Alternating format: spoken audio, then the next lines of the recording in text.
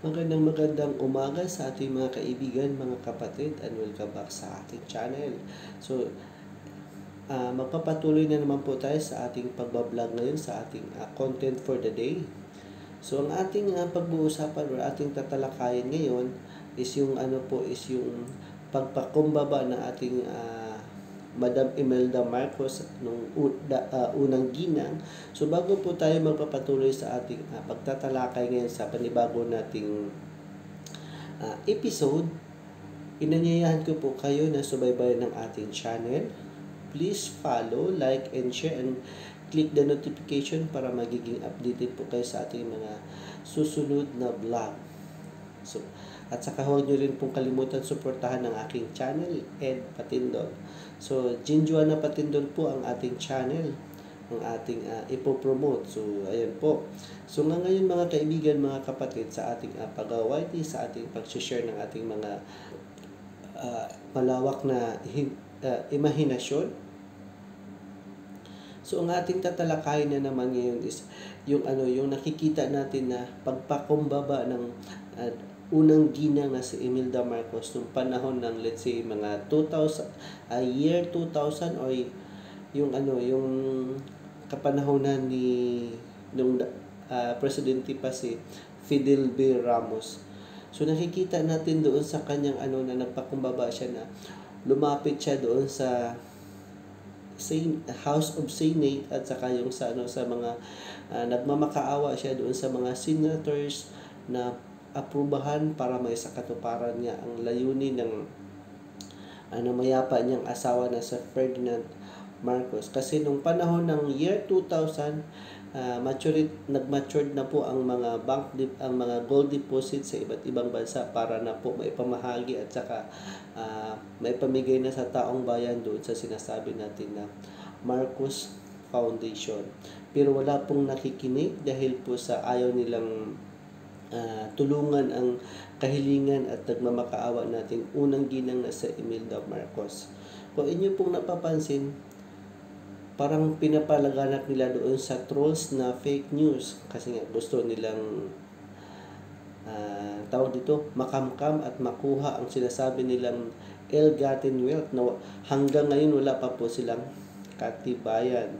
So, sa dami-dami ng kaso na lumalabas na inaabot na ng 901 cases, wala po silang ni isang talo, kundi lahat po yun is nabasura ng mga justices o lahat ng mga korte o lahat ng mga saang panig man ng mundo. Kung inyo pong napapansin, paulit-ulit na sinasabi na 170 banks all over the world. Isipin nyo talaga yung mga kaibigan, mga kapatid sa ating channel na nagbibigay tayo ng linaw, nagbibigay tayo ng kaalaman para sa ating pagbabago. So dahil ngayon po ang ating Pangulong Roa Duterte, siya po ang nakakaupo. Sana po is walang pag-aatubili na siya po mismo ang mag-aaproba para maisakatuparan na ang habilin ng yumaong presidente na si Ferdinand Marcos. Para kung halimbawang kung magtatapos na ang kanyang termino at kung siya po ay tatakbo bilang pangalawang Pangulo at saka ang kanyang i-endorso ay ang anak ng namayapang presidente na si Bongbong Marcos, maari pong isa itong paghahanda para ang blueprint is may sakatuparan na. Kita mo sa kanyang panunungkulan, sa kanyang pamamahala ng 6 years pa lang siya, hindi pa nagtatapos ang kanyang termino. Ang dami-dami na niyang proyektong nagawa na hindi pa siya 100% na suportado ng kanyang mga senators, ng kanyang mga kabinete, ng kanyang mga congressman, ng kanyang mga governors, ng kanyang mga mayors. Isipin mo, marami pa rin bumabatikos, marami pa rin kumakalaban sa kanya dahil nga gusto lamang siyang pabagsakin at ipagpatuloy ang maling gawain tulad ng nasimulan ng mga dilawan. So, hindi talaga papayag ang buong may kapal na mananalo ang kasamaan laban sa kabutihan. So ngayon nagbibigay po sila ng nagbibigay po ng ang ating Panginoon ng kamay na bakal sa pamamagitan ng ating Pangulong Rua Duterte. Nagsimula siya sa sinisimulan niya yung mga malalaking pader na unti-unti na niyang tinitibag. Kasi nga sa mga napapanood natin sa mga palabas, pader ang kinakalaban mo, mahirap ang kalaban mo. So ngayon, sinusubukan niyang buwagin ang pader ng ng mga nakasandal ng mga malalaking negosyante. Tulad na lang halimbawa ngayon nung pagkaupo ni Pangulong Roa Duterte, naniningil siya doon sa masasabi natin na ABS-CBN. So alam po natin na ako matagal na ako nagsusubaybay sa ABS-CBN, pero sa kasamaang palad niya dahil sa may mga ilan sigurong hindi nasundan ang mga legal requirement. Unang-una na lang doon sa sinasabing pagbabayad ng tax. Hindi natin maintindihan kung dahil sila ang pwesto nila ang nakaupo, so maaring libre na ang kanilang tax, samantalang ang mga naghihirap lalong naghihirap. Yun nga sa kasabihan na bakit ang mga mayayaman lalong yumayaman, kasi nga sila po ay may kakayanan at kumilos at gumalaw, samantalang yung mga mahihirap, wala na nga pinag-aaralan, hindi pa makapagtrabaho, at nakukuha pang bayaran ng mga oligarkiya. So ginagawang alipin, imbis na tayo po ay magiging maharlikan people, tayo po ang pagsisilbihan. So tayo po ang mga purely Pilipino na magpapatuloy sa kasaganahan ng buhay.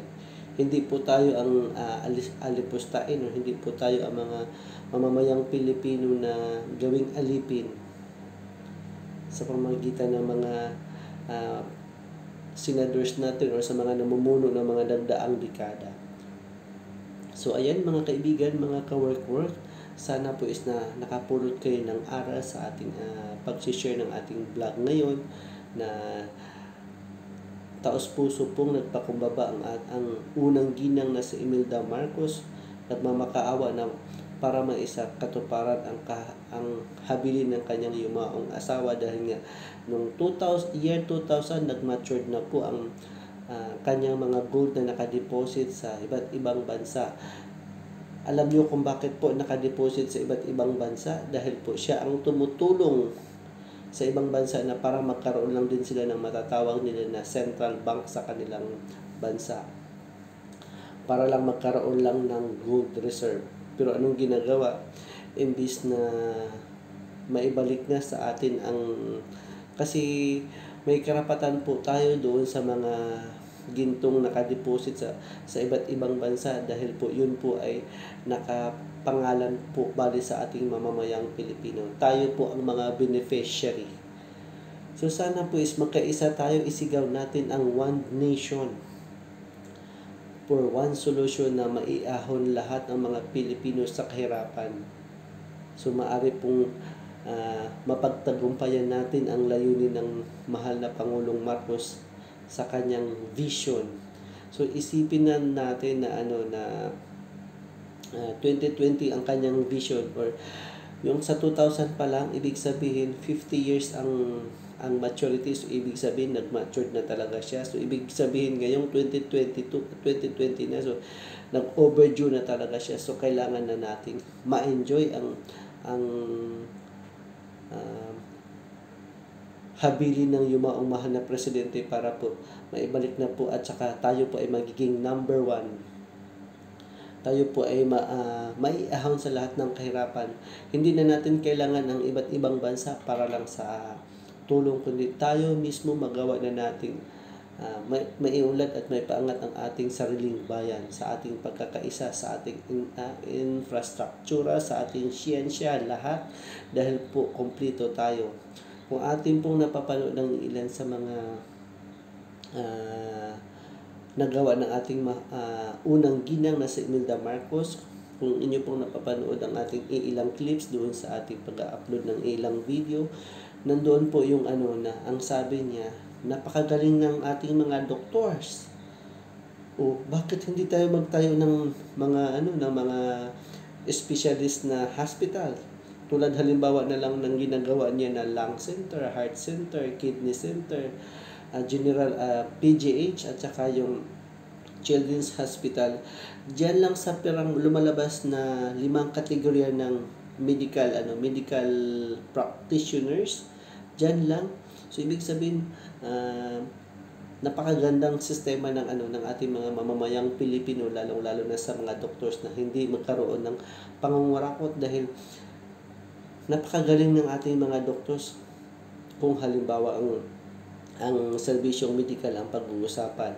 Kung halimbawa naman pagdating sa siyensya, sa agrikultura, number 1 din po tayo. Yung sinasabi dati ni Pangulong Marcos na International Rice Research Institute sa Los Baños, Laguna.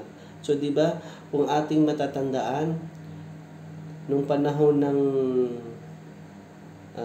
80s or 90s, sa baka, siguro po is tayo po ay nag-i-import ng bigas, ng pinakamagandang klaseng bigas. Dahil number 1 po tayo sa matatawag natin na pag-aaral or pananaliksik sa rice, lalong-lalo na sa Banawi Rice Terraces kung ating matatandaan.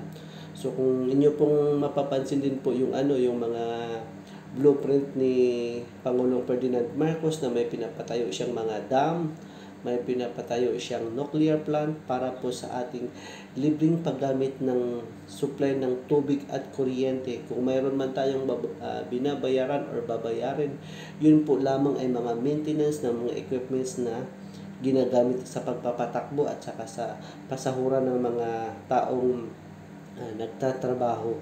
So napakaganda ng kanyang plano. So yung kanyang plano, kung ikukumpara ko dito sa pangyayari sa UAE, napakaganda. Kita mo yung UAE 7 Emirates lang. So bawat Emirates may kanya-kanya silang matatawag dito kasi is federalism. So lahat ng kita balik sa gobyerno, balik sa ehensya, lahat ng hinahati-hati sa buong community. So ganun po ang sistema nila dito. Maari po na ang malawak na lupa dito is pag-aari po ng gobyerno. Magkakaroon ka lang ng properties, yung halimbawang bahay na tinitrikan mo. Pero parang nakakontrata din po yun kasi nga may din po siya, may termino din po siya na kailangan pagkatapos ng let's say 30 years or 50 years, kailangan palitan na ulit ang building kasi nga kailangan parang i-renovate ulit to avoid para makaiwas sa safety kasi nga parang ang dalawang sistema dito ng klima ng panahon ng tag-init at saka sa taglamig. So yun po ang kanilang yun po ang kanilang sistema dito. Napapansin ko I'm going to finish my 13 years here in Dubai, pero ano pong nangyari? Hindi po ako nakakaranas ng may eleksyon. Yun po ang aking napapansin. So mga kaibigan, mga kapatid sa ating YouTube journey, sa ating YouTube world, kung inyo pong nagustuhan ng ating pag-share ulit ng ating pagtatalakay ngayon sa ating vlog, don't forget to follow my channel, Jinjuana Patindol. Click the notification para magiging updated po kayo sa ating mga susunod na video. Kung kayo po ay mga baguhan, click nyo lamang po at saka i-share nyo po ang ating video para kayo po ay makapagbigay ng information sa ating ibang mga kababayan para po tayo ay magkaisa upang maisakatuparan na ang sinasabing blueprint na naiwan ng ating mahal na Pangulong Ferdinand Marcos. So sa pagbabago ng 2022, piliin natin sigurado na maaprubahan lahat at ma-enjoy na natin ang kayamanang iniwan sa atin ng Ferdinand Marcos dahil po isa po tayo sa mga beneficiaries. Ibig sabihin may karapatan tayo dahil isa lamang po tayong beneficiary sa nakadeposit ng mga ginto sa iba't ibang panig ng mundo. So ayan mga kaibigan, mga kapatid, uulitin ko, maraming salamat sa inyong pagsusubaybay at pagtatangkilik sa ating channel, Jinjuana Patindol. Kung kayo po ay mga baguhan, please follow, like, and share, and leave your comment down on this link. Don't forget to click the notification para magiging updated po kayo sa ating mga susunod na vlog. At saka i-follow nyo na rin po ang aking channel, Ed Patindol. So hanggang sa muli po mga kaibigan, mga kapatid, naway pagpalain po kayo ng poong may kapal. Stay safe po kayo lagi, mag-ingat. Thank you for watching at saka maraming salamat. Bye-bye!